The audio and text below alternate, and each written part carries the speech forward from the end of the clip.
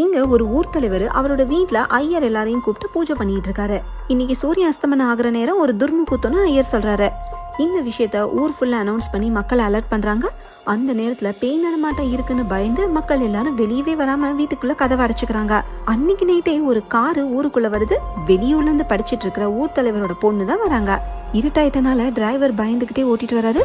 எதுக்கு இவ்ளோ டென்ஷன் தலைவர் பொண்ணு கேட்க, இன்னைக்கு சனிக்கிழமை ஆச்சுன்னு டிரைவர் சொல்றாரு.